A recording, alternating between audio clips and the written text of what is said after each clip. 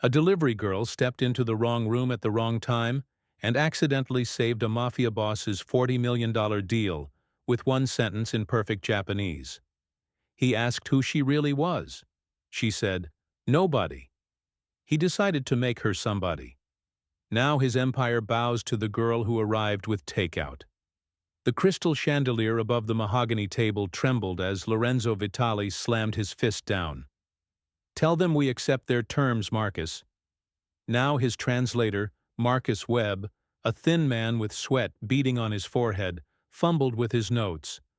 The three Japanese businessmen across the table sat motionless, their expressions carved from stone.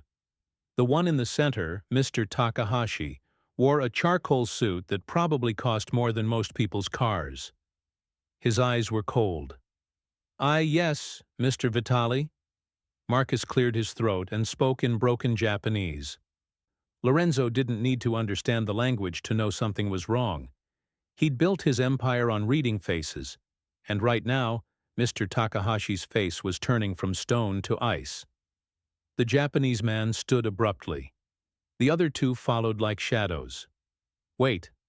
Lorenzo raised his hand, but Marcus was already babbling, his Japanese turning desperate and sloppy.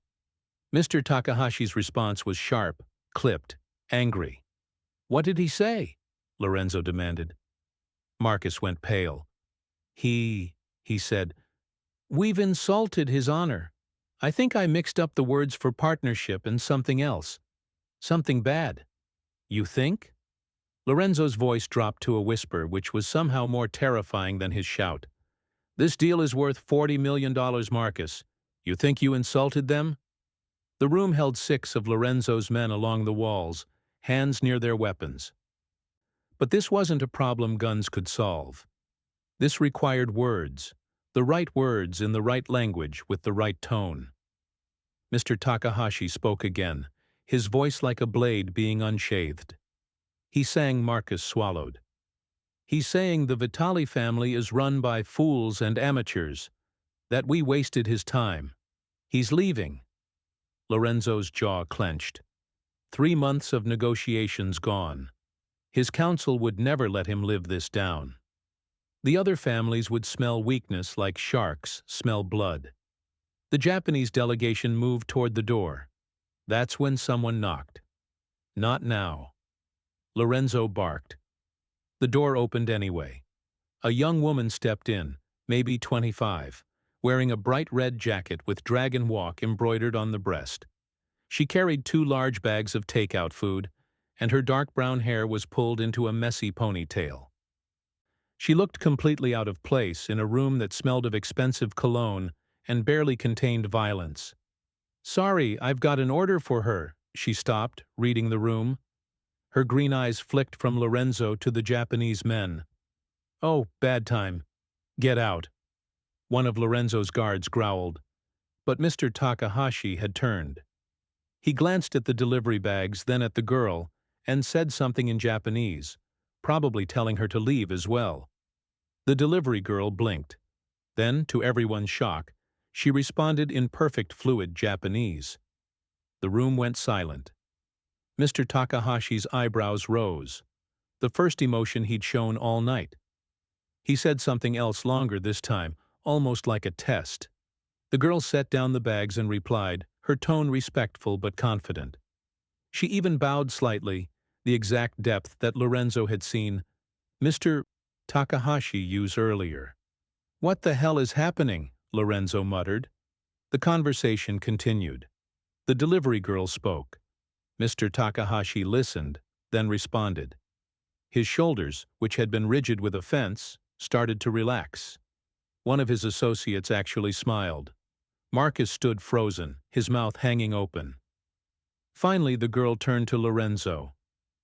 "Okay, so your guy here told them that your family treats business partners like dogs, and that you're basically spitting on their traditions. That's not what you wanted to say, right?" Lorenzo stared at her. "No, that's not even close to what I wanted to say." "Yeah, I figured." She turned back to Mr. Takahashi and spoke again in Japanese, her hands moving gracefully as she explained something. The tension in the room was evaporating like morning fog. Mr. Takahashi nodded slowly. He responded, and the delivery girl translated without missing a beat. He says he appreciates the clarification. He understands that your translator was incompetent, not that your family was intentionally disrespectful. He's willing to continue the discussion, but only if I translate you. Lorenzo couldn't help the surprise in his voice. She shrugged. I mean, unless you want to lose $40 million over the word for dog versus partner, your call. Lorenzo looked at Marcus, who seemed to be having some kind of breakdown. Then he looked at his guards, who were as confused as he was.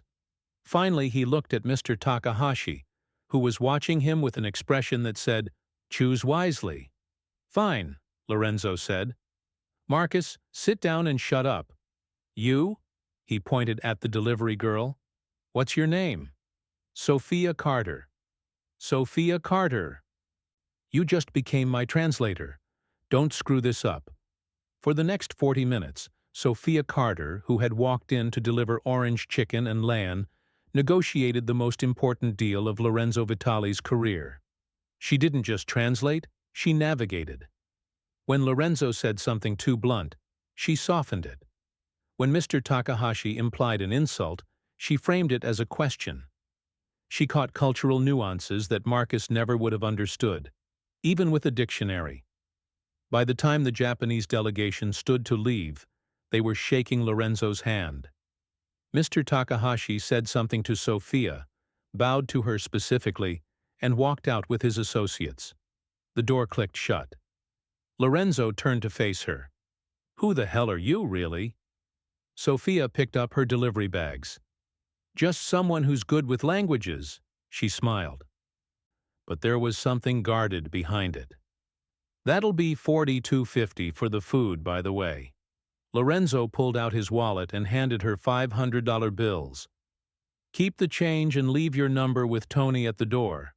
"Why? Because you just saved my reputation and made me a lot of money." He studied her carefully. "And I want to know how a delivery girl speaks Japanese like she grew up in Tokyo." Sophia pocketed the money, her expression unreadable. "Long story." "I've got time." "I don't." She headed for the door, then paused and looked back. "But if you need a translator again, I guess I know where to find you." She left. Lorenzo stood in the empty room, his mind racing. His instincts, the same ones that had kept him alive in this business for 20 years, were screaming that Sophia Carter was not what she seemed. But right now, she was exactly what he needed. "Tony," he called. His guard stepped in. "Boss, find out everything about that girl. Everything." 3 days later, Tony dropped a thin folder on Lorenzo's desk. "Everything we could find on Sophia Carter." Lorenzo opened it. The contents were disappointingly sparse. A driver's license, an address in Queens, employment records from Dragon Walk, and 2 other restaurants before that. No criminal record, no college degree, no social media presence worth mentioning. That's it. Lorenzo frowned. "This girl speaks fluent Japanese and we've got nothing." "She's clean, boss. Too clean, if you ask me." Tony shifted his weight. 26 years old, moved around a lot as a kid. Foster care system. No family we can trace. She's been working delivery jobs for the past 4 years. Lorenzo stared at the photo on her license. Same messy ponytail, same guarded eyes. "Nobody learns Japanese delivering egg rolls." "Yeah, well, she also speaks Mandarin, Italian, and Russian, according to her coworker. The guy at Dragon Walk says she's weird, always reading books on her breaks. Keeps to herself." Before Lorenzo could respond, his phone buzzed. Marcus Webb's name appeared on the screen. "What?" Lorenzo answered. "Mr. Vitali, we have a problem." Marcus sounded panicked. "I was reviewing our previous contracts with the Takahashi Group. The quarterly terms from the past 2 years. I think I've been translating the profit split wrong." Lorenzo sat up straight. "Wrong? How?" We were supposed to be getting 45%. I've been telling you it was 35%. The room went very quiet. You're telling me, Lorenzo said slowly, that for 2 years we've been leaving 10% on the table because you can't do your job. The kanji characters were similar and Lorenzo hung up. He did the math in his head. 10% of their Japanese imports over 2 years. That was somewhere around $8 million missing because of bad translation. His phone rang again immediately. Mr. Takahashi's assistant. Lorenzo answered, expecting a problem. Instead, the assistant, speaking through a professional translator, sounded almost cheerful. Mr. Takahashi wanted to arrange another meeting. He'd been reviewing the terms with his own team, and there were historical discrepancies he wished to discuss. Would tomorrow work? Lorenzo agreed and ended the call, his mind spinning. He dialed Sophia's number. She'd left it with Tony, though she probably regretted that now. Hello. Her voice was cautious. I need you again tomorrow. Same place. 2 hours. I work tomorrow, not anymore. I'll pay you $5,000 for 2 hours. Silence on the other end. Then what's the catch? No catch, just translation. Lorenzo paused. And maybe some answers. I don't owe you answers. You do if you want the money. Another pause. Fine, but I'm not doing anything illegal. Neither am I. Lorenzo lied smoothly. See you tomorrow. Sophia arrived 15 minutes early, wearing jeans and a plain black sweater instead of her delivery uniform. She looked younger, somehow less guarded. But when she met Lorenzo's eyes, that wall went back up. Before we start, Lorenzo said, I need to know something. Where did you learn Japanese? Books. Nobody learns a language that well from books. Sophia sat down across from him, her expression neutral. I had time. A lot of time. Foster care isn't exactly exciting. And Russian? Italian? Mandarin? Her jaw tightened. Is this the meeting or an interrogation? Can't it be both? Mr. Takahashi arrived before she could answer, his associates in tow. But this time his demeanor was different, almost apologetic. He bowed to Sophia first, then to Lorenzo. The conversation that followed was delicate. Through Sophia's translation, Mr. Takahashi explained that his own team had discovered the mistranslations. He was embarrassed. In Japanese business culture, such errors reflected poorly on both parties. However, he wanted to make things right. He's offering to pay you the missing $8 million, Sophia translated, plus an additional $2 million as an apology for the confusion. Lorenzo kept his face neutral, though inside he was stunned. $10 million. Just like that, the negotiations continued. Sophia didn't just translate, she caught things. When Mr. Takahashi used a specific phrase, she explained to Lorenzo that it meant future deals would have better terms. When Lorenzo tried to push for more, she gently reframed it in a way that didn't offend. By the end, they not only recovered the lost money but secured a new contract worth $20 million annually, $5 million more than the previous terms. Mr. Takahashi left, satisfied. Lorenzo sat back in his chair, staring at Sophia. You just made me $30 million. She shrugged. I just translated. No, you did more than that. You knew exactly what to say, how to say it. Lorenzo leaned forward. So I'm going to ask you one more time. Who are you really? Sophia met his gaze. I'm someone who learned that words are power. When you've got nothing else, no family, no money, no home, you find power where you can. For me, it was languages. That's a nice story. It's the truth. Maybe Lorenzo pulled out an envelope and slid it across the table. 10,000. Double what I promised. Sophia opened it, counted the bills, then looked up. Why? Because I want you to work for me, not just translation. I need someone I can trust in these meetings. You don't trust me. You just said so. No, Lorenzo agreed. But I need you. There's a difference. Sophia stood pocketing the envelope. I'll think about it. As she walked to the door, Lorenzo called out, Sophia, if you're running from something, you should know. I'll find out eventually. She paused, her hand on the doorknob. I'm not running from anything, Mr. Vitali. I'm running toward something better. The door closed behind her. Tony emerged from the side room. Want me to keep digging? Lorenzo nodded slowly. Yeah, but carefully. I don't want to spook her. Not yet. Anyway. The council room smelled like cigar smoke and old money. 6 men sat around the table, the heads of the Vitali family's operations. These weren't foot soldiers. These were Lorenzo's most trusted advisors, men who'd been with him since he took over from his father 15 years ago. And right now they looked at him like he'd lost his mind. A delivery girl, Vincent Russo said, breaking the silence. He was Lorenzo's oldest friend, which gave him the privilege of speaking first. You replace Marcus with a delivery girl. Lorenzo poured himself a whiskey. I replaced Marcus with someone who doesn't cost me millions of mistakes. She's nobody, Anthony Costa interjected. He ran the family's construction business, the legal front that laundered half their money. No background, no connections, no family. She could be anyone. FBI, CIA, hell. She could be working for the Calibri's family for all we know. She's not, Lorenzo said calmly. How do you know? Vincent leaned forward. Because she speaks a few languages. Lorenzo, we've built this family on trust. Blood. She's got either. She's got skills we need. Skills we can buy from a dozen professional translators who actually have credentials. Michael Greco said he was the youngest at 42, but sharp as a knife. Real translators, not some girl who showed up with Chinese food. Lorenzo took a drink.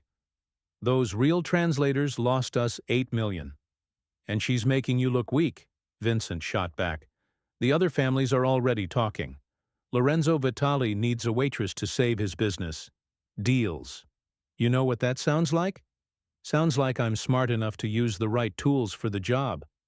It sounds like you're desperate. Anthony stubbed out his cigar with more force than necessary. It sounds like the Vitali family can't handle its own affairs. Every boss in New York is watching this, Lorenzo. They're waiting to see if you've gone soft. Let them watch, Lorenzo said. But there was an edge to his voice now. And what happens when she decides to talk? Michael added. She sat in that room with Takahashi. She heard everything. Numbers, routes, timelines. You gave a stranger access to our entire Japanese operation. She signed an NDA. Vincent actually laughed. An NDA? You think a piece of paper means anything in our world? Lorenzo, listen to yourself. This isn't a corporate boardroom. This is the family. We handle problems the old way, not with lawyers and paperwork. Lorenzo set his glass down hard enough that it cracked. Nobody touches her. Is that clear? The room went silent. So it's like that, Vincent said quietly. You're protecting her. I'm protecting Anasa. No, Vincent stood. You're protecting a girl who smiled at you and made you feel like a hero. I've known you 20 years, Lorenzo. I know when you're thinking with your head and when you're not. Careful, Vincent. Someone has to say it. Your father would never have. My father's dead. Lorenzo's voice was ice. I run this family now, and I say she stays until I decide otherwise. Anthony exchanged a look with Michael. For how long? Until she's not useful anymore. And what happens when the other families start asking questions? Michael pressed when they want to know why Lorenzo Vitali suddenly needs a translator who isn't even Italian. You think that doesn't make us look weak? I think Lorenzo said slowly that I just secured a $20 million contract and recovered $8 million in lost profit. What did any of you do this week? The barb landed. Vincent sat back down, his jaw tight. We're just trying to protect you, Anthony said, his tone softer now. Protect the family. This girl, Sophia, she's a liability. We can't bet. At least let us do a deeper background check. Let us bring in our people, the ones who can really dig. Lorenzo considered this. His pride was screaming at him to refuse, to tell them all to go to hell. But they weren't wrong. Sophia Carter was a mystery wrapped in an enigma. And in his world, mysteries got people killed. Fine, he said finally. But you do it quietly. I don't want her knowing we're looking into her past. And if we find something, Vincent asked, then we deal with it. How? Lorenzo met his old friend's eyes. However, we need to. Vincent nodded, but he didn't look satisfied. None of them did. One more thing, Michael said. The Calibri family reached out. They want a meeting next week, Brooklyn territory dispute. What does that have to do with Sophia? They specifically mentioned her. Said they heard you had a new translator who could speak any language. They want to know if you'd be willing to loan her out for a meeting with their Russian contacts. Lorenzo's instincts flared. The Calibri's family didn't ask for favors. They probed for weaknesses. Tell them no. That'll offend them. I don't care. Anonis sighed. Lorenzo, we can't afford a war with Calibris right now. Not with the Japanese deals expanding. We're stretched thin as it is. Then we'll stretch thinner. Sophia Carter works for me. Nobody else. Vincent stood again, buttoning his suit jacket. You're making a mistake. Not about the Calibri, though that's going to come back to bite us. But about this girl. She's going to cause problems. She already has, Lorenzo admitted. But she's also solving them for now, Vincent said. But what happens when the cost gets higher than the profit? He left without waiting for an answer. The other council members filed out behind him, leaving Lorenzo alone with his cracked glass and the lingering smell of cigar smoke. His phone buzzed. A text from Sophia. Thought about your offer. I'll do it, but I have conditions. Lorenzo smiled despite himself. Even his counsel couldn't intimidate him the way this delivery girl could intrigue him. He texted back, Name them. The response came quickly. Tomorrow in person and bring coffee. The good kind. Lorenzo laughed, a real laugh. The first one in days. Vincent was right about one thing. Sophia Carter was going to cause problems. But maybe that was exactly what Lorenzo needed. Sophia arrived at the Vitali estate the next morning expecting another business meeting. What she got instead was chaos. A small boy, maybe 7 years old, was sitting on the marble floor of the foyer, surrounded by crumpled papers and textbooks. He had dark curly hair like Lorenzo's and the same intense eyes. But where Lorenzo were calculating, this child's were filled with pure frustration. I hate French. The boy shouted at no one in particular. It's stupid, and I'm never going to France anyway. Tony, the guard who let Sophia in, looked helpless. Adrian Russo, your tutor, will be here in an hour. Just wait. I don't want the tutor. She smells like old cheese and she makes me say the same words 100 times. Sophia bit back a smile. She cleared her throat. Sounds like you're having a rough morning. Adrian Russo looked up, surprised to see a stranger. Who are you? Sophia, I work for your dad. She crouched down to his level, examining the scattered papers. French verb conjugations. Let me guess. You're stuck on irregular verbs. How did you know? Because irregular verbs are the worst part of any language. They don't follow the rules, which makes them annoying. Adrian Russo's eyes widened. Yes, that's exactly it. Why can't they just be normal? Because languages like to keep us on our toes. Sophia picked up one of his worksheets. You know what helps me? I turn them into a song. Want to try? Before Adrian Russo could answer, Lorenzo's voice cut through the room. Adrian Russo, what have I told you about doing homework in the hallway? Sophia stood quickly as Lorenzo descended the stairs. He was dressed more casually than she'd seen him. Dark slacks and a white shirt, no jacket. It made him look younger, less intimidating. Papa, This lady knows about irregular verbs, Adrian Russo announced. Lorenzo's eyebrows rose. Does she?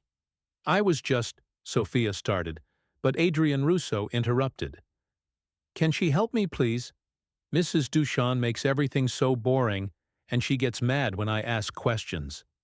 Lorenzo looked at Sophia, something unreadable in his expression. You speak French too, among other things. Of course you do, he sighed, then turned to his son. Adrian Russo. Sophia is here for a business meeting, not to do homework. But Papa, the meeting can wait. Sophia heard herself say, If that's okay with you, Mr. Vatitali.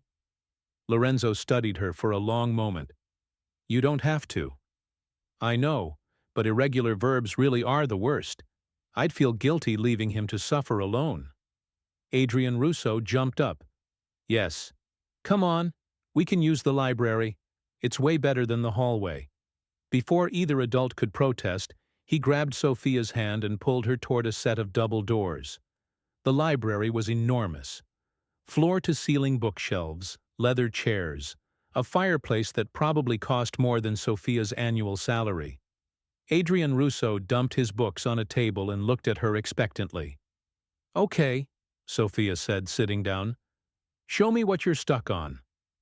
For the next 30 minutes, she worked with Adrian Russo through his French homework, but she didn't just help him memorize, she made it fun. She taught him a silly song for the verb être.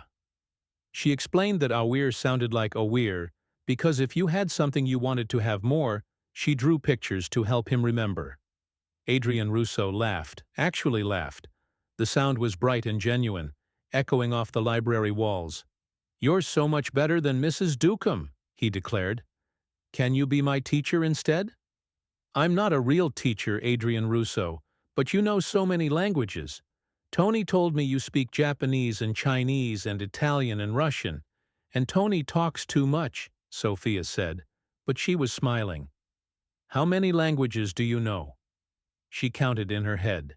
10, maybe 11 if you count the bits of Korean I picked up. Lucas' jaw dropped. That's like a superpower. It's really not that special. Are you kidding? I can barely do one. He leaned forward conspiratorially. Can you teach me some? Not for school, just for fun. What do you want to learn? Something cool, like how do you say hello in all of them? Sophia couldn't help herself. She went through the greetings. Japanese, Mandarin, Russian, Italian, Spanish, German, Arabic. Adrian Russo tried to repeat each one, butchering most of them, but his enthusiasm never wavered. Now teach me how to say my dad is the coolest, Adrian Russo said. Why? Because it's true. His face grew serious. Everyone thinks he's scary. But he's not. He's just protective. Since Mama died, he worries a lot. Sophia's chest tightened. I'm sorry about your mom. Adrian Russo shrugged, but his eyes were sad. It was 2 years ago. I still miss her. She used to help me with homework too. She was good at it like you. I bet she was even better. Maybe. He smiled a little. But you're funnier. Mama didn't make up songs about verbs. From the doorway, a voice spoke quietly. No, she didn't. Both Sophia and Adrian Russo turned. Lorenzo stood there, and Sophia had no idea how long he'd been watching. Papa? Sophia taught me how to say hello in 10 languages. Lorenzo's expression was soft in a way Sophia hadn't seen before. Did she show him? Adrian Russo urged. Lorenzo walked into the room and Adrian Russo proceeded to butcher greetings in multiple languages. But Lorenzo didn't correct him. He just watched his son with something that looked almost like wonder. When Adrian Russo finished, Lorenzo ruffled his hair. Very impressive. Now go get cleaned up for lunch and take all these papers with you. But now, Adrian Russo. The boy gathered his things reluctantly, then paused at the door. Sophia, will you come back to teach me more? Sophia glanced at Lorenzo, unsure. He gave the smallest nod. Sure, she said. I'd like that. Adrian Russo beamed and ran off, leaving them alone. Lorenzo sat down in the chair Adrian Russo had vacated. He hasn't smiled like that in months. He's a good kid. He is, Lorenzo's voice was rough. His mother was better with him than I am. She knew how to make him happy. I just know how to keep him safe. Those aren't mutually exclusive, aren't they? He looked at her directly. In my world, they usually are. Sophia understood what he wasn't saying. This life, the guards, the walls, the constant danger, it was all to protect Adrian Russo. But it was also isolating him. He needs more than safety, she said quietly. He needs joy, too. Lorenzo nodded slowly. I know. I just don't know how to give him that anymore.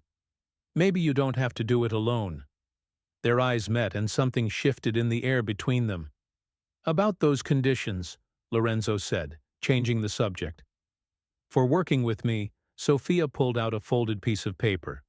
I wrote them down. He read them, his eyebrows rising. You want access to the library?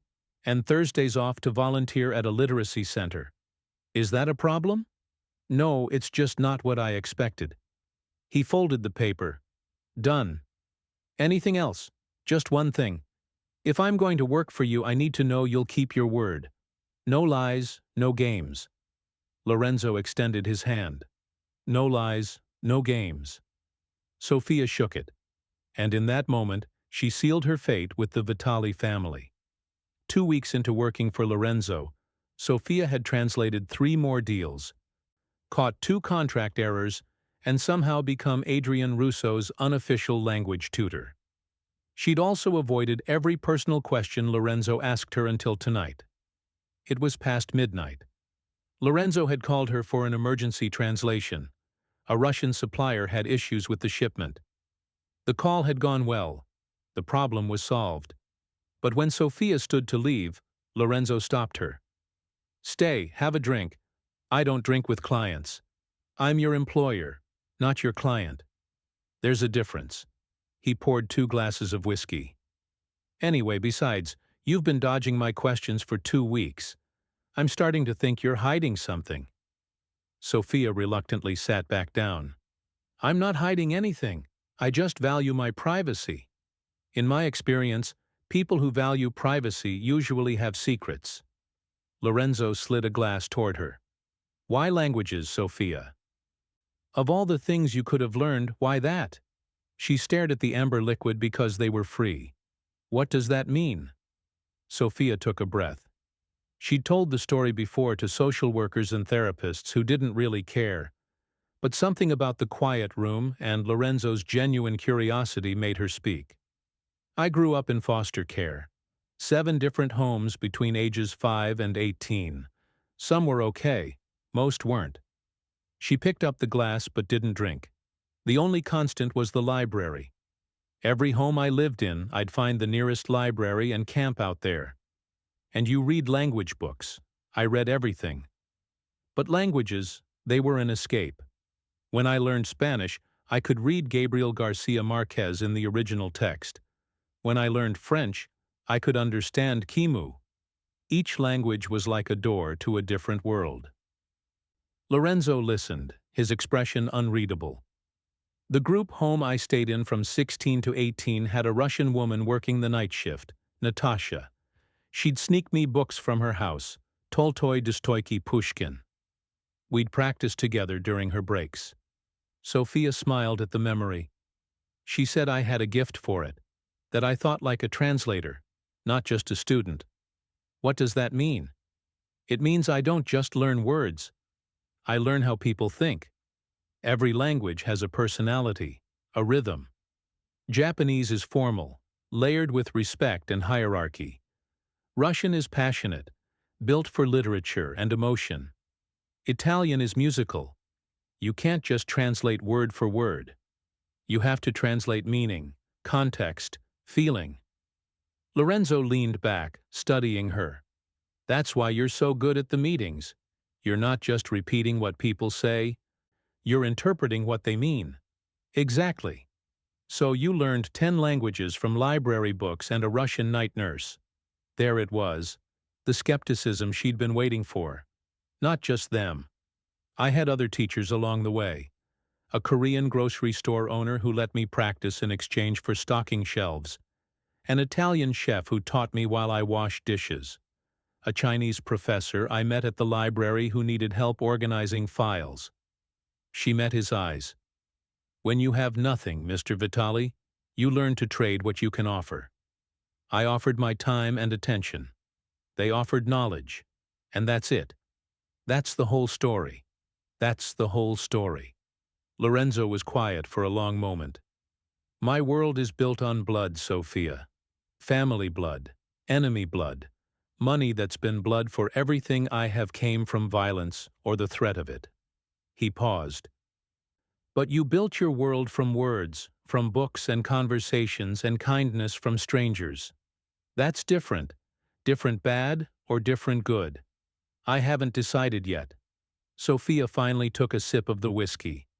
It burned, but in a good way. You don't trust me. I don't trust anyone, not even Vincent. Anthony, your own counsel. Especially not them. Lorenzo smiled. But it was cold. They're loyal because it benefits them. If that calculation changes, so does their loyalty. That's how this world works. Sounds lonely. It is, he said.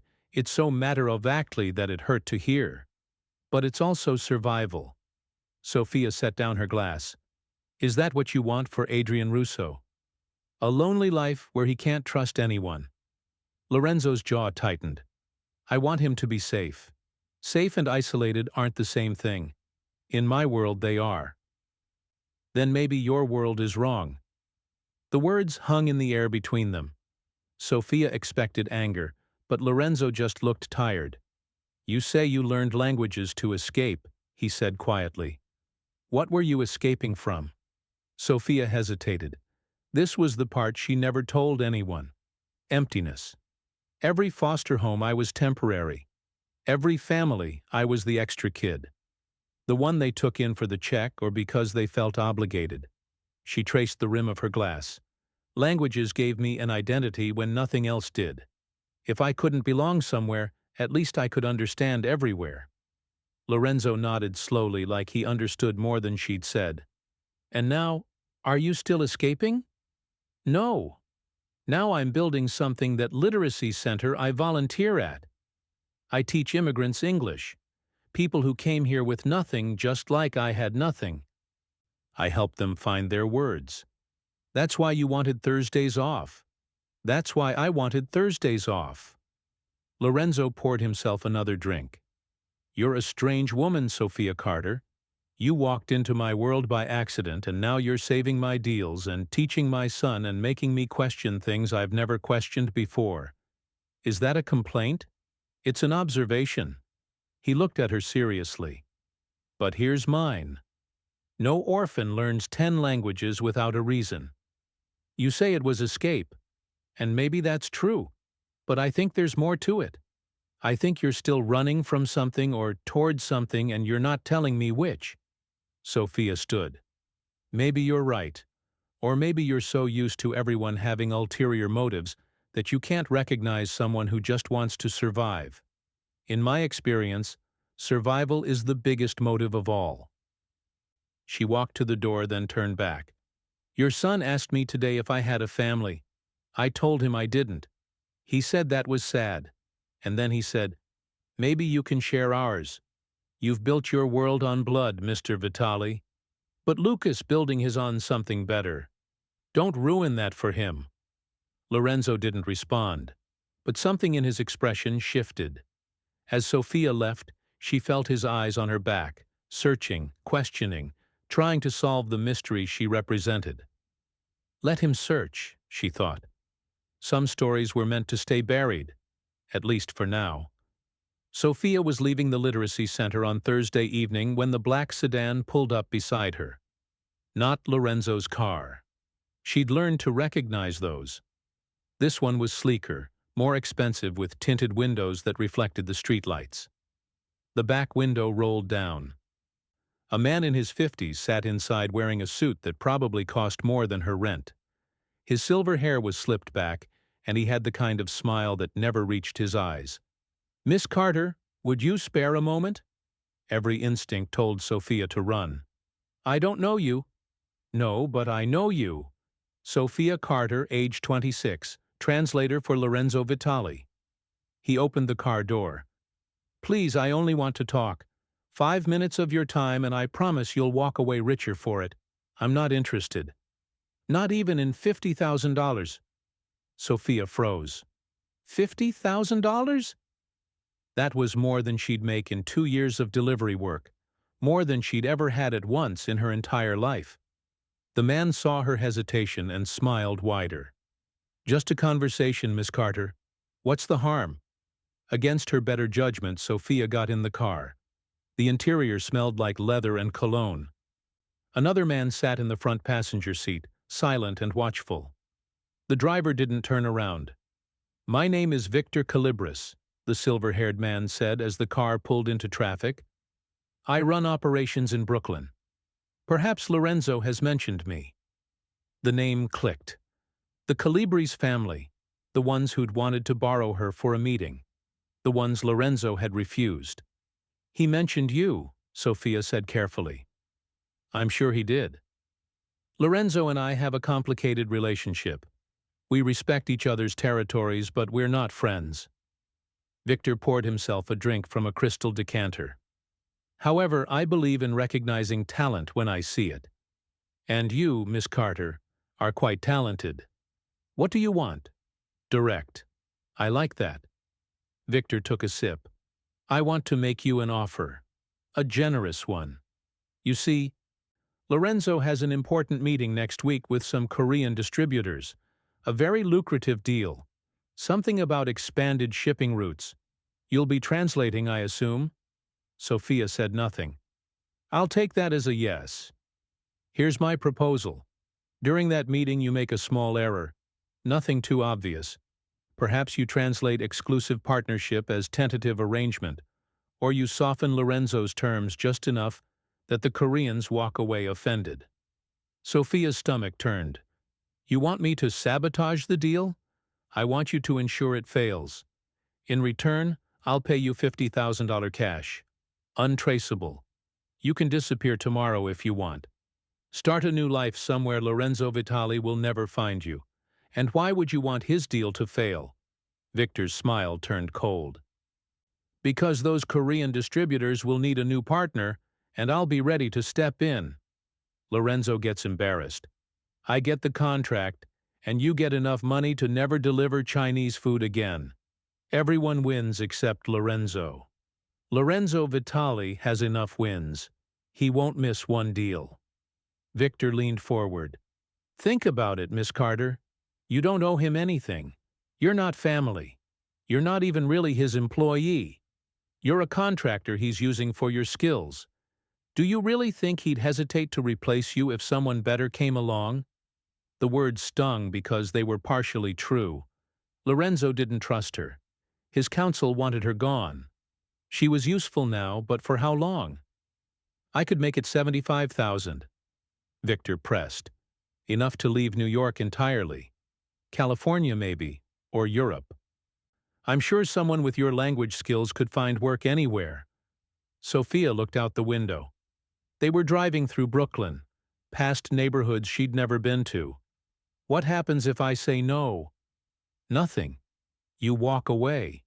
We never speak again." Victor's tone was casual, but his eyes were hard. "Though I should mention other families have noticed you too. If you don't take my offer, someone else will make theirs, and they might not be as polite about it." "Is that a threat?" "It's a reality. You've entered a world where loyalty is bought and sold, Miss Carter. The only question is, who are you loyal to? A man who doesn't trust you or yourself." The car stopped. They were back at the literacy center. "Think about it," Victor said, handing her a card with nothing but a phone number. "You have until Monday. Call me with your answer." Sophia took the card, her hand shaking slightly. She got out of the car and watched it drive away, disappearing into the night traffic. $75,000. She could pay off the debts from her last foster home that still haunted her credit. She could get a real apartment instead of her studio with the leaking ceiling. She could stop working 3 jobs just to survive. All she had to do was betray Lorenzo. Sophia walked home slowly, the card burning in her pocket. She thought about Lorenzo's face when he talked about Adrian Russo. She thought about the way Adrian Russo had hugged her yesterday after she'd helped him with his homework, whispering, "Thank you for making Papa smile again." She thought about the look in Lorenzo's eyes when he'd asked about her past. Not suspicious, but curious, genuinely wanting to understand her. But she also thought about Victor's words. "You don't owe him anything." It was true. She didn't. When Sophia got home, she pulled out the card and stared at it for a long time. Then she tore it into tiny pieces and flushed them down the toilet. But even as she did, doubt nodded at her. Had she just refused $75,000 for a man who would probably discard her the moment she stopped being useful? Had she chosen loyalty to someone who didn't even trust her? Worse, would Lorenzo have done the same for her? Sophia lay in bed that night staring at the ceiling. She'd made her choice. She wouldn't betray Lorenzo. But Victor's offer had revealed something she hadn't wanted to face. In this world, she would always be the person people tried to buy. The girl with no family, no connections, no power. Just skills that could be purchased by the highest bidder. And that terrified her more than any threat could. The Korean meeting was set for Monday afternoon. Sophia arrived early, reviewing her notes and mentally preparing for the translation. She'd been working with Lorenzo for almost a month now, and these high-stakes negotiations were becoming routine. What was a routine was the way Lorenzo looked at her when she walked in. "We need to talk," he said, his voice flat. Sophia's heart skipped. "About what?" "Victor Calibris." The room suddenly felt smaller. "What about him?" Lorenzo's eyes narrowed. "So you do know who he is? You mentioned him before. The Brooklyn territory dispute. That's all you know about him." Sophia kept her expression neutral, though her pulse was racing. "Should I know more?" Before Lorenzo could answer, Tony entered. "Boss, the Koreans are here 10 minutes early." Lorenzo held Sophia's gaze for another moment, then nodded. "Well, finish this later." The Korean delegation consisted of 3 men led by Mr. Park, a stern-faced businessman who made Mr. Takahashi look warm by comparison. They settled around the table with minimal pleasantries. The meeting started smoothly. Sophia translated Lorenzo's proposals, navigating the complex terms of shipping routes and distribution percentages. Mr. Park seemed satisfied, his questions straightforward. Then one of his associates, a younger man with sharp eyes, leaned forward and spoke quietly in Korean. But he wasn't speaking to Mr. Park. He was speaking to Sophia. "I'm curious," he said in Korean, his tone conversational. "How long have you been working for the Calibri family?" Sophia's blood ran cold. But she kept her face neutral. "I don't work for them," she replied in Korean. "No, that's strange because I saw you getting into Victor Calibri's car 4 days ago outside a literacy center in Queens." The room had gone silent. Lorenzo couldn't understand Korean, but he could read body language. What's he saying? Sophia's mind raced. If she translated truthfully, Lorenzo would know she'd met with Victor and hidden it from him. If she lied, and Lorenzo found out later, it would be even worse. The Korean associate smiled coldly and switched to English, his accent thick but understandable. "I was just asking Miss Carter about her extracurricular activities." "What activities?" Lorenzo's voice was dangerous. "Perhaps she should tell you herself." The man looked at Sophia. "Or should I?" Mr. Park spoke sharply in Korean, clearly telling his associate to be quiet. But the damage was done. "Sophia," Lorenzo said quietly. "What is he talking about?" Before she could answer, Vincent burst into the room with Anthony and Michael, the entire council. "Lorenzo, we need to speak now. I'm in a meeting now." Vincent's tone left no room for argument. Lorenzo stood, his jaw clenched. "Excuse me for one moment," he told Mr. Park, then followed his counsel into the adjacent room. The door didn't close all the way. Sophia could hear every word. "She's a spy." Michael hissed. "We have confirmation. She met with Victor Calibris last Thursday. Got into his car, had a 20-minute conversation. How do you know this?" Lorenzo's voice was controlled, but barely. "We've been watching her like you asked. And before you defend her, there's more. We checked her bank records. She deposited $10,000 the day after you hired her. I gave her that money, and you gave her another $10,000 2 weeks later. But 3 days ago, someone deposited $5,000 into her account. Cash. Untraceable.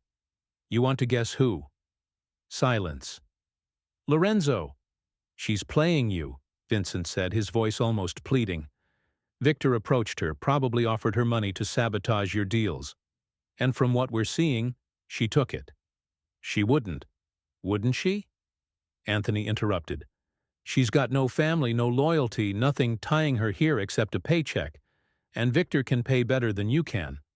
She's a liability. We told you this from the start." "She will get you killed," Michael added. "If not today, then tomorrow.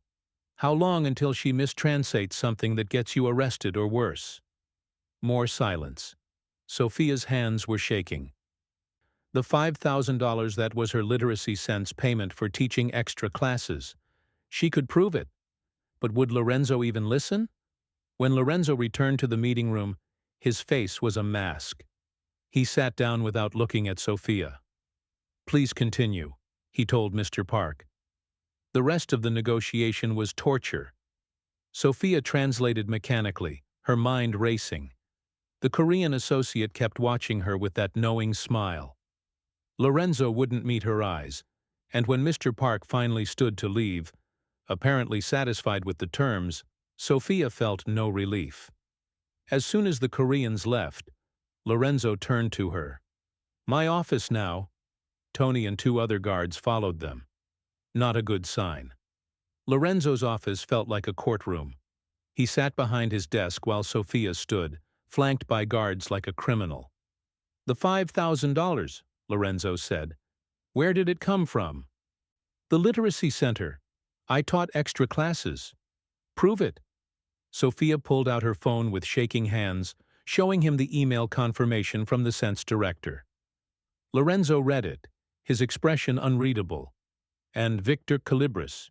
Here it was, the moment of truth. "He approached me Thursday night, offered me money to sabotage your Korean deal." The room erupted. Vincent swore. Anthony moved toward her, but Lorenzo raised a hand. "How much?" Lorenzo asked quietly. $75,000. "And you didn't think to tell me?" "I refused him. I tore up his card and came here today to do my job. You should have told me the moment it happened." Lorenzo's voice was cold. "Instead, you hid it. You met with my enemy in secret and said nothing. I didn't want to worry you. You didn't want to." Lorenzo stood abruptly. "Do you understand what you've done? You've made me look like a fool. My counsel thinks you're a traitor. The Koreans probably think you're a spy, and I can't defend you because you lied to me. I didn't lie. I just didn't. Omission is still a lie." He looked at her with something like disappointment. "I trusted you with my business, with my son, and you kept secrets." Sophia felt tears burning her eyes, but she refused to let them fall. "I kept the secret because I knew how it would look. I knew you'd doubt me, just like you're doing now. Then you should have given me a reason not to." The words hit like a slap. Lorenzo turned to his guards. "Take her home and watch her. If she tries to contact Victor or anyone else, I want to know immediately." "Lorenzo," Sophia started. "We're done for today." He wouldn't look at her. "I need to think about whether we're done permanently."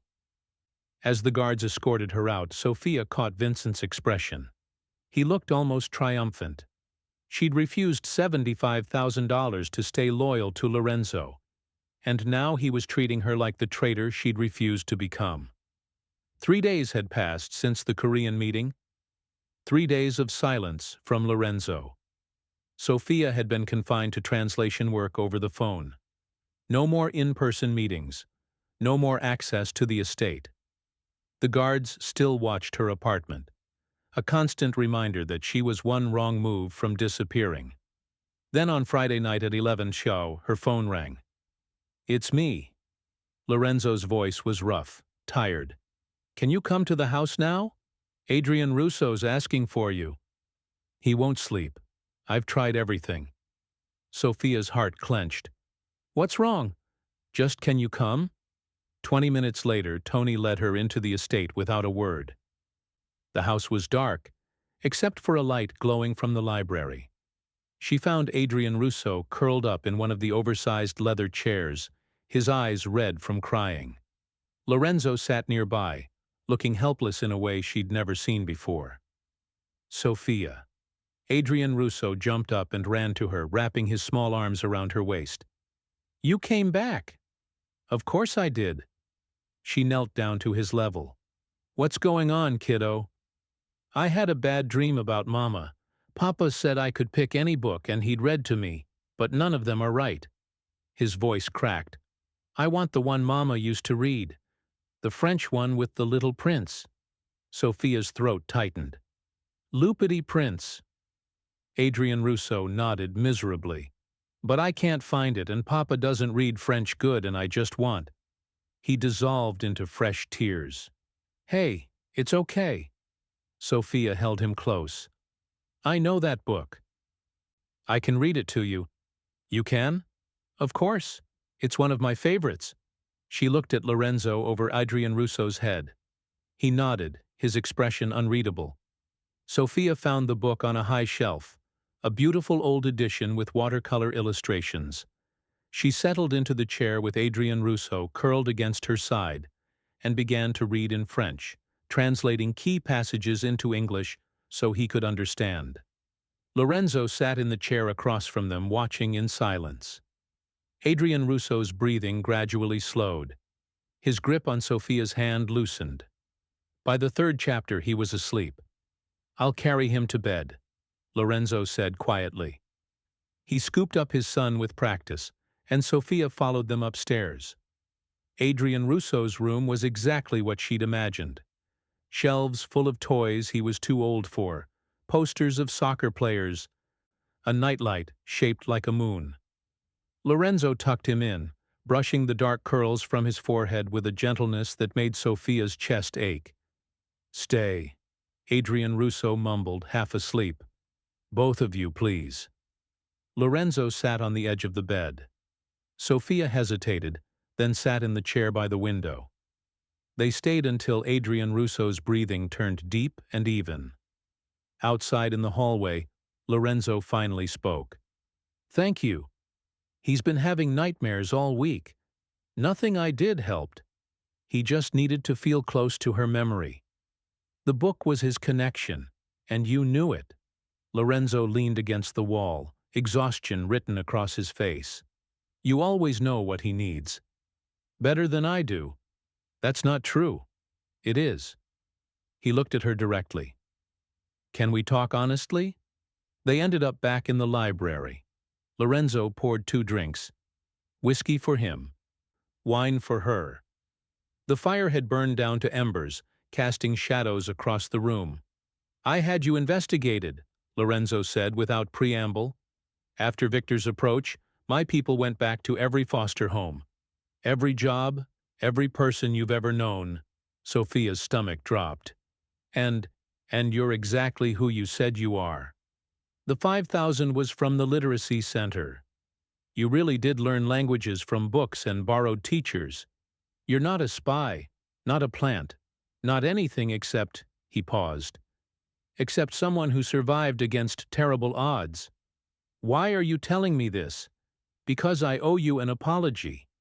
I treated you like a criminal when you were just trying to protect yourself." Lorenzo took a drink. "Victor is dangerous. If you told me about his offer, I would have made it worse. I would have confronted him, started a war." You are smart to handle it quietly. Your council doesn't think so. My council thinks everything is a threat. He set down his glass. But they're not wrong about one thing. You are dangerous. Just not in the way they think. What does that mean? Lorenzo stood, moving to the window. It means my son loves you. It means you've gotten inside our lives in a way no one has since his mother died. And it means He stopped, his jaw tightening. You what? He turned to face her. I trust you, Sophia. Despite every instinct telling me not to. Despite my counsel's warnings, despite the fact that trust in my world gets people killed. I trust you. Sophia stood, her pulse racing. Lorenzo, I know it's insane. You've been here a month. You're not family. You're not one of us. My council would riot if they knew I was saying this. He moved closer. But when I watched you with Adrian Russo tonight, reading to him in his mother's favorite book, making him feel safe, I realized something. What? That you're good for us. For him, maybe even for me. His voice dropped. And that scares me more than any rival family ever could. They were standing close now. Close enough that Sophia could see the gold flecks in his brown eyes. Close enough to feel the warmth radiating from him. I'm just a delivery girl, she whispered. I don't belong in your world. No, you don't. Lorenzo reached out, his hand hovering near her face, but not quite touching. My world is violence, and blood, and broken loyalty. You're something else, something better. Your council will never accept you. I know his hand dropped, but that doesn't change how I feel. The words hung in the air between them, heavy with meaning neither of them was ready to fully acknowledge. What are we doing? Sophia asked. I don't know. Lorenzo stepped back, putting necessary distance between them. But I know I don't want you to leave. Not the estate, not Adrian Russo, not he didn't finish the sentence. Not you, Sophia finished softly. Their eyes met. Not me, Lorenzo confirmed. Sophia knew she should walk away. This was dangerous territory, more dangerous than any translation error or rival family. But when she looked at Lorenzo, she didn't see the Mafia boss everyone else saw. She saw a man trying desperately to be a good father. A man who carried the weight of an empire on his shoulders. A man who'd let her in despite every reason not to. I should go, she said, though she didn't move. You should, Lorenzo agreed. Not moving either. Neither of them did. Finally, Lorenzo walked her to the door. As she left, he caught her hand. Sophia, whatever happens with the council, with the other families, with any of this, you're under my protection now. No one touches you. Understand? She nodded, not trusting her voice. As she drove home, Sophia's hand still tingled where Lorenzo had held it. She was falling for him, a Mafia boss, a man whose world was everything she'd tried to escape. And somehow that felt like the most honest thing she'd done in years. The call came during Adrian Russo's soccer practice on Saturday afternoon. Lorenzo was in a meeting when his phone lit up with a video message from an unknown number. The footage showed Adrian Russo sitting in what looked like a warehouse, scared but unharmed. A distorted voice spoke over the image. The delivery girl makes you weak, Batali. Get rid of her, or lose what matters most. The video ended. Lorenzo's blood turned to ice. He was already calling his security team when Sophia walked in for their scheduled translation session. One look at his face, and she knew something was catastrophically wrong. What happened? They took Adrian Russo. Lorenzo's voice was deadly calm. The kind of calm that preceded violence. Victor Calibras's men grabbed him from soccer practice 15 minutes ago. Sophia's world tilted. No. This is my fault. This is Victor's fault. Lorenzo was already moving, strapping on a shoulder holster. Tony traced the video to a warehouse in Red Hook.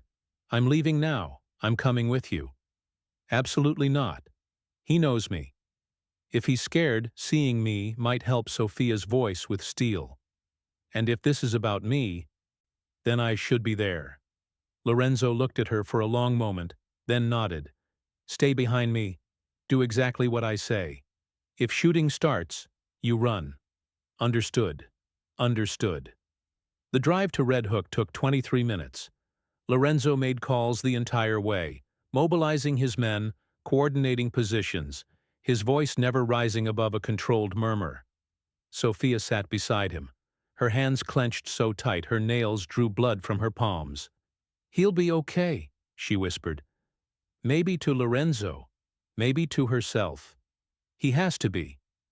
They arrived to find the warehouse surrounded by Lorenzo's men. Tony met them at the perimeter, his expression grim. 4 hostiles inside, plus Adrian Russo. They're in the main floor, northeast corner. They know we're here. Sent out a message saying if we breach the boy dies. Lorenzo's jaw clenched. Demands you alone to discuss terms. It's a trap, Vincent said, appearing from behind a truck. They'll kill you both. I don't care. Lorenzo checked his weapon. I'm going in. Wait, Sophia grabbed his arm. Let me go first. Every man turned to stare at her. They want you dead, she continued quickly. But they want me gone. If I walk in, offer to leave New York. Maybe they'll take the deal and release Adrian Russo. They'll kill you, Lorenzo said flatly. Maybe. But maybe they'll hesitate long enough for your men to get into position. She met his eyes. I got him into this. Let me help get him out. Lorenzo started to refuse, but Tony interrupted. Boss, she's right. If she walks in unarmed, hands visible, they might lower their guard. We can use the distraction. Every instinct in Lorenzo's body screamed against it. But Adrian Russo's life was at stake. You wear a vest, he said finally, and you do exactly what I tell you through the earpiece. The second things go wrong, you hit the floor. 5 minutes later, Sophia was walking toward the warehouse entrance, her heart hammering so hard she could barely breathe. The earpiece was tiny, invisible. The bulletproof vest was hidden under her jacket. I can't hear you, Lorenzo's voice said in her ear. My men are in position. You're not alone. The warehouse door was open. Sophia stepped inside. I'm here, she called out. I'm unarmed. I just want to talk. 3 men emerged from the shadows, guns drawn. In the corner, tied to a chair, was Adrian Russo. His eyes went wide when he saw her. Sophia, he cried out. I'm here, sweetheart. Everything's going to be okay. One of the men, tall, scarred, with cold eyes, stepped forward. Sophia Carter. Victor said, You were brave, stupid, but brave. I'll leave. Sophia said quickly. Tonight I'll get on a plane and never come back to New York. Just let the boy go. The man laughed. You think this is about you? Victor doesn't care if you stay or go. This is about sending Vitalia a message. And messages written in blood are the ones people remember. He raised his gun toward Adrian Russo. Sophia didn't think. She ran.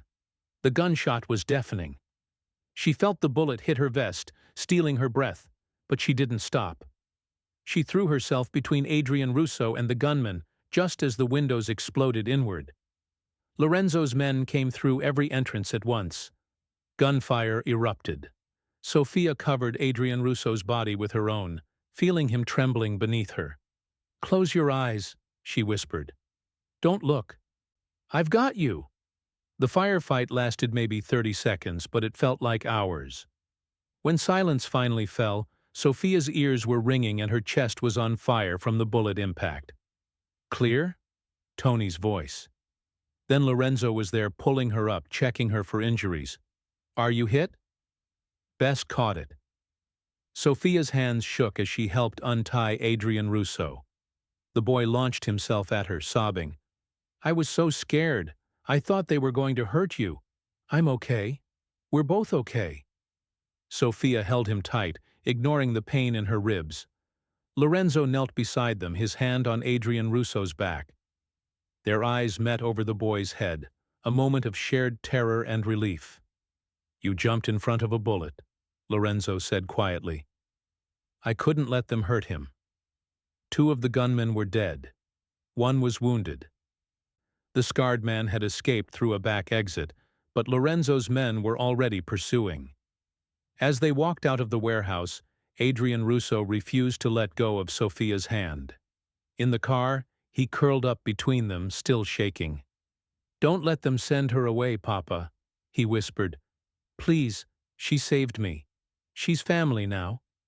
Lorenzo looked at Sophia over his son's head. She had a bruise forming on her cheek. Her clothes were torn, and there would be a massive contusion on her chest from the bullet impact, but her eyes were clear and steady. She'd proven her loyalty, not with words, but with blood. Nobody's sending her anywhere, Lorenzo said firmly. She stays for as long as she wants. Lucas smiled through his tears and held both their hands, and for the first time since his mother died, he felt completely safe. The emergency council meeting was called for Sunday morning. Sophia wasn't supposed to be there, but Lorenzo had insisted she attend. She sat in the corner while the 6 council members filed in, their faces ranging from angry to furious. Vincent slammed the door. Have you lost your mind? Good morning to you too, Lorenzo said coldly. Don't, Vincent pointed at him. Don't act like this is normal. Your son was kidnapped because of her. Because you made us look weak by keeping some random girl with no family, no connections. She took a bullet for my son, Lorenzo interrupted. She should have never been in a position where she needed to. Anthony stood, his face red. This is exactly what we warned you about. You brought an outsider into our business, and now the other families smell blood. Michael nodded. Victor made his message clear. The delivery girl makes you weak. And he's right, Lorenzo. Every family in New York is watching this, wondering when Lorenzo Vitali started letting women he barely knows dictate his decisions. She doesn't dictate anything. Then prove it. Vincent leaned forward. Send her away tonight. Give her money. Relocate her if you want, but get her out of New York before this escalates into a full war. Lorenzo's eyes went dark. No! The room exploded.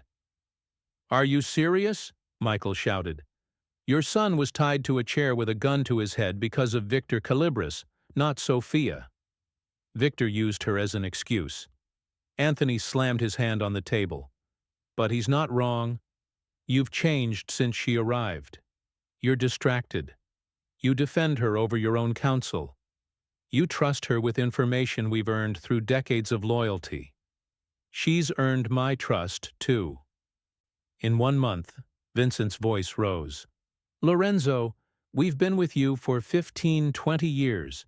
Some of us fought alongside your father. We've bled for this family, and you're going to throw that away for a girl you met because she delivered orange chicken. Sophia felt each word like a physical blow. They weren't entirely wrong. She had disrupted everything. Adrian Russo's kidnapping was because of her presence, no matter how Lorenzo spun it. You want to talk about loyalty? Lorenzo stood, his voice deadly quiet. Where were you when Marcus was losing us millions? Where were you when the Japanese deal almost collapsed? Sophia fixed in 1 hour what you couldn't fix in years. She's not one of us, Vincent roared. Maybe that's exactly what we need. The room went silent. Lorenzo continued, his voice cutting. You know what I see when I look at this council? I see men who've gotten comfortable, complacent. You follow tradition because it's easy, not because it's right. You want to keep doing business the way my father did, my grandfather did. But times change, so we're not good enough anymore. Michael's voice was bitter. I didn't say that, but maybe it's time we evolved. Lorenzo gestured to Sophia. She sees things we don't. She thinks differently, and yes, she's an outsider, but that's her strength, not her weakness. Her strength nearly got Adrian Russo killed, Anthony said quietly. That hit home. Lorenzo's jaw clenched, and for a moment he had no response. She also saved him, he finally said, threw herself in front of a bullet without hesitation. How many of you would have done the same? That's different, and you know it, Vincent said. We're soldiers. She's what? A woman? An orphan? Not Italian. Lorenzo's eyes flashed. Say what you really mean, Vincent. Vincent met his stare. Fine, she's nobody. No family name, no reputation, no blood ties to our world. If you marry her tomorrow, she's still nobody. And the other families will never respect a boss who elevates a nobody above his own council. Then they don't have to respect me. They just have to fear me, Lorenzo. Vincent's voice softened slightly. I'm trying to protect you. We all are. This path you're on, it ends badly. Either Victor kills her to prove a point, or you start a war defending her, or the other councils lose faith and you lose your position. There's no version of this where keeping her doesn't cost you everything. Lorenzo walked to the window, his back to the room. Sophia could see the tension in his shoulders, the weight of the decision crushing him. Maybe you're right, he said quietly. Sophia's heart sank. Maybe keeping her will cost me everything. Lorenzo turned around. But here's what I know. My son hasn't smiled in 2 years. Since his mother died, he's been a ghost in his own house. Then Sophia showed up and suddenly he's laughing again, learning, feeling safe. That's not enough reason. Michael started. I'm not finished. Lorenzo's voice with steel. Beyond Adrienne Rousseau, she's proven herself over and over. She's smart, capable, and loyal. She refused $75,000 from Victor to betray me. How many people in this room would have done the same? No one answered. So here's my decision. Lorenzo looked at each council member in turn. Sophia stays. She has my full protection. If anyone, and I mean anyone, tries to harm her, they answer to me. If the other families have a problem with that, they can take it up with me directly. And if we refuse to accept this, Vincent asked. Lorenzo's expression was cold. Then you're free to leave, all of you. I'll build a new council from scratch before I let you dictate who I trust. The silence was deafening. Vincent stood slowly. You'd choose her over us. Over 15 years of brotherhood, I'm choosing what's best for my family. And right now, that includes her. One by one, the council members stood and left. Vincent was last, pausing at the door. I hope she's worth it, Lorenzo, because you just bet everything on her. The door closed. Lorenzo and Sophia were alone. You didn't have to do that, she whispered. Yes, I did. Lorenzo turned to face her and she saw something in his eyes she'd never seen before. Vulnerability. They're not wrong about everything. You are dangerous to me, but not in the way they think. How then? You make me want things I can't have. A normal life. A family that isn't built on violence. A future where my son doesn't have to inherit an empire of blood. He moved closer. You make me want to be better than I am. Sophia's throat tightened. Don't say you're just a delivery girl.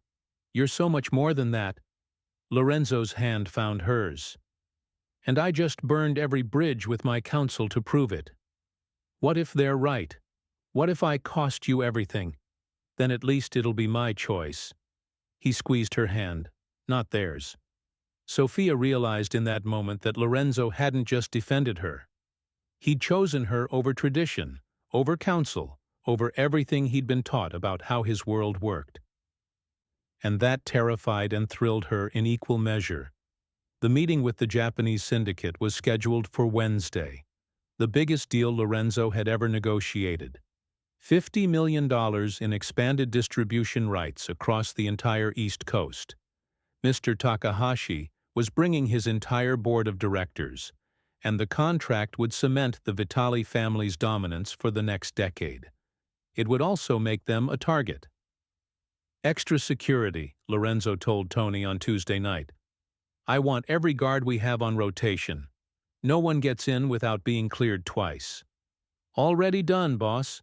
Tony hesitated. The council still isn't happy about Sophia being lead translator. The council can voice their concerns after we close this deal. Wednesday morning arrived cold and gray. Sophia dressed carefully, professional, but not flashy. She'd reviewed the contract terms a dozen times, memorizing every clause and contingency. This meeting couldn't fail. When she arrived at the estate, the atmosphere was tense. Guards lined every hallway. Vincent and the other council members sat in the adjacent room watching through one-way glass. They'd been effectively sidelined, but Lorenzo had allowed them to observe as a gesture of respect. Mr. Takahashi arrived with 7 associates, all wearing identical dark suits. The delegation was larger than usual, a sign of how important this deal was to them as well. The meeting began smoothly. Sophia translated the pleasantries, the formal greetings, the careful dance of high-stakes negotiation. Mr. Takahashi seemed pleased with the terms Lorenzo presented. Then one of the new guards, a man Sophia didn't recognize, brought in tea service. He set the tray down, poured for the Japanese delegation first as protocol dictated, then moved to Lorenzo's side. Something felt wrong. Sophia couldn't pinpoint what, but her instincts were screaming. The guard's movements were too careful, too deliberate, and when he poured Lorenzo's tea, his hand shook slightly. Mr. Takahashi began speaking about profit percentages. Sophia translated, but part of her mind was still on that guard, now standing by the wall with the others. Then, Mr. Takahashi's senior advisor, an older man who'd been silent until now, leaned forward and spoke in rapid Japanese. But something was off. His phrasing was strange, the sentence structure awkward, like he was reading from a script. Sophia's mind raced. She'd worked with this man before during previous negotiations. His Japanese was always flawless, eloquent. This sounded coached. She translated what he'd said. "We propose a 60-40 split on East Coast distribution, with the Vitali family handling all enforcement." Lorenzo frowned. "That's less than we discussed. The original terms were 50-50. The advisor spoke again in Japanese, and Sophia's blood ran cold because he just said something completely different than what she'd translated. He'd said, "We propose a 40-60 split with enforcement remaining our responsibility." Someone had told him to say one thing in Japanese and expect Sophia to translate it as something else. They were trying to make her sabotage the deal by making Lorenzo reject terms he'd actually want. But who and why? Then she saw it. The nervous guard was watching her intently, waiting for her translation, and his hand was resting on his weapon in a way that wasn't quite casual. Sophia made a split-second decision. "Excuse me," she said in Japanese, addressing Mr. Takahashi directly. "May I clarify something? I want to make sure I understood your advisor correctly." Mr. Takahashi nodded, slightly confused. Sophia repeated back exactly what the advisor had said in Japanese. Then she said in English because what he stated in Japanese was a 40-60 split, with enforcement remaining your responsibility. But the context of this negotiation suggests he meant 60-40 with enforcement transferring to the Vitali family. Which did you intend? The room went very quiet. Mr. Takahashi's eyes narrowed. He turned to his advisor and spoke sharply. The advisor went pale, stammering in Japanese. He clearly hadn't expected Sophia to repeat his exact words back. Mr. Takahashi's response was cold and clipped. He stood abruptly, his entire delegation rising with him. "What's happening?" Lorenzo demanded. "Your instincts were correct to be cautious," Mr. Takahashi said in English, his accent thick but clear. "It appears someone attempted to sabotage our negotiation. My advisor has been compromised." The advisor was sweating now, speaking rapidly in Japanese. Mr. Takahashi cut him off with a gesture, then turned to Lorenzo. "He claims he was approached yesterday, paid to create a mistranslation that would make you refuse our terms, thereby insulting us and ending the partnership." Lorenzo's expression darkened. Paid by whom? Before anyone could answer, the nervous guard moved. His hand went for his weapon, but he wasn't aiming at the Japanese delegation. He was aiming at Sofia. "She's too smart," he shouted. Victor said, "If she caught on, I should." He never finished the sentence. Tony's bullet caught him in the shoulder, spinning him around. His gun clattered to the floor as other guards swarmed him. Lorenzo was already moving, pulling Sofia behind him, his own weapon drawn. But the threat was over. The guard was on the ground, groaning, blood pooling beneath him. "Victor Calibri," Lorenzo said, his voice lethal. "He bribed my guard and your advisor." Mr. Takahashi's face was stone. "This is an insult to both our families." "Agreed." Lorenzo holstered his weapon. "Which is why I propose we finish this deal, then deal with Victor together." Mr. Takahashi considered this, then nodded slowly.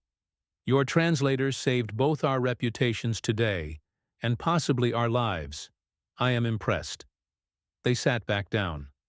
The compromised advisor was escorted out by Takahashi's men. His fate clearly sealed. Lorenzo's wounded guard was dragged away by Tony, and Sofia, still shaking from how close she'd come to a bullet, translated the rest of the negotiation flawlessly. By the time Mr. Takahashi left 2 hours later, they'd not only salvaged the deal, they'd improved it.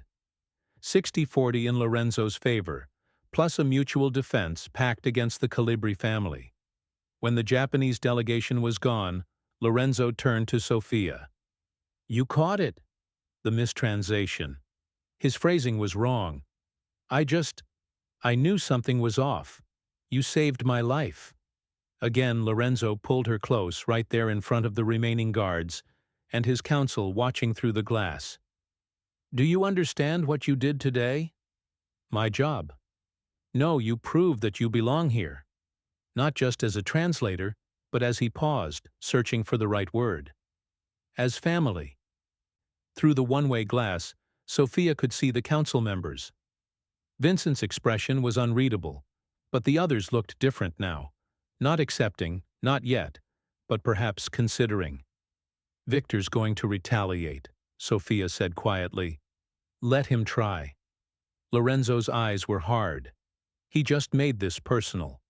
As they left the conference room, Sofia realized something had fundamentally shifted.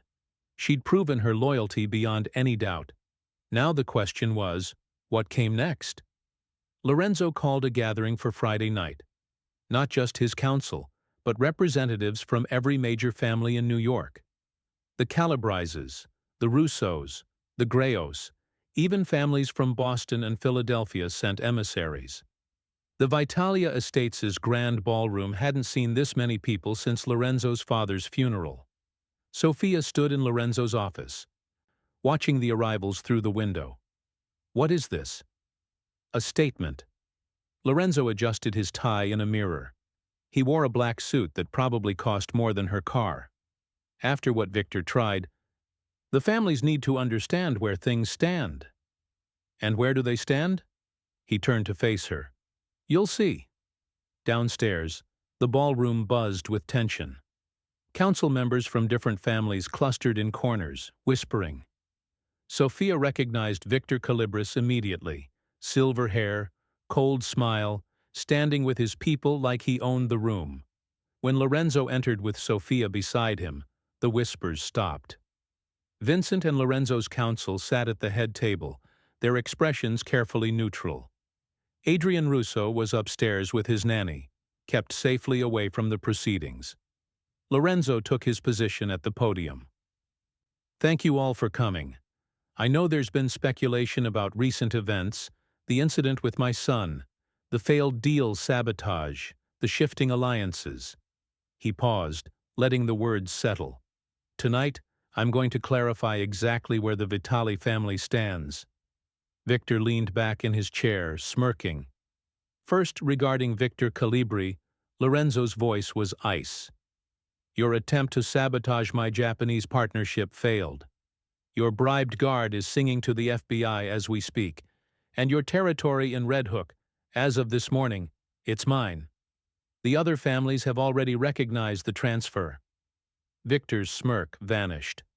He started to stand, but the men around him, representatives from other families, remained seated. The message was clear. He was alone. You kidnapped my son, Lorenzo continued. You tried to kill my people. You violated every code we live by. Consider this your only warning. Come at me or mine again, and there won't be a third chance. The room was silent. Lorenzo's gaze swept across the gathered families. But I didn't call you here to discuss Victor. I called you here to discuss the future of the Vitali family. Specifically, a decision I've made that some of you may find unconventional. Sophia's heart started racing. For the past 2 months, I've had the privilege of working with someone extraordinary. Someone who saved a failing deal with the Takahashi syndicate. Someone who recovered $8 million in lost profit. Someone who prevented a sabotage that would have destroyed our East Coast distribution. He gestured to Sophia. Sophia Carter. Most of you have heard of her. The delivery girl. The outsider. The one my counsel said would get me killed. Vincent shifted uncomfortably. They were right about one thing.